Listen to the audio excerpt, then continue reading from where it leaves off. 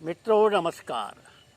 मैंने पिछले सत्र में कौरव सेना की चर्चा भारत के संदर्भ में की। अब आप देख रहे हैं अमेरिका में एक घटना को लेकर प्रदर्शन तक तो बात समझ में आती है, लेकिन हिंसा, तोड़फोड़ पूरा अमेरिका ग्रस्त हो गया। और यही अवस्था अब यूरोप में भी यह संकट प्रारंभ हो गया है।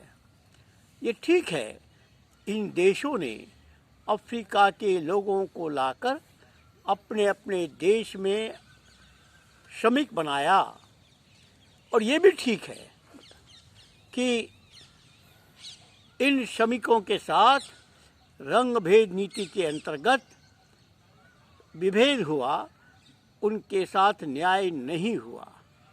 लेकिन अपने विरोध को प्रकट करने के लिए हिंसा का कोई स्थान नहीं है। तो अब चाइना ने इन सब को लेफ्टिस्ट ग्रुप बनाकर यह अब एक संकट निर्माण कर रहा है।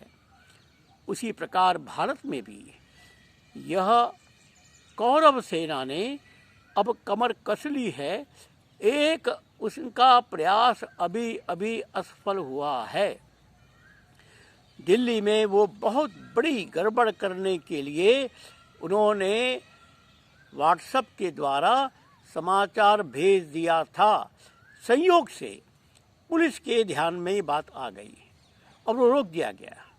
लेकिन पुलिस तो राजनीतिक नेताओं के इशारे पर काम करती है।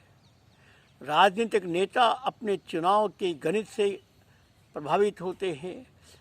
पुलिस ने किया, इससे हम निश्चिंत नहीं हो सकते। हमको तो समाज के द्वारा समाज का ही विरोध होना चाहिए। वे भी जो भी संकट निर्माण कर रहे हैं उसमें पुलिस की सहायता नहीं ले रहे, तो फिर हम पुलिस पर क्यों अपेक्षा करें। इसलिए हमें समाज को तैयार करना है और इसका कुरुक्षेत्र बना हुआ सोशल मीडिया में हमको सक्रिय होना है। सबको नमस्कार, धन्यवाद।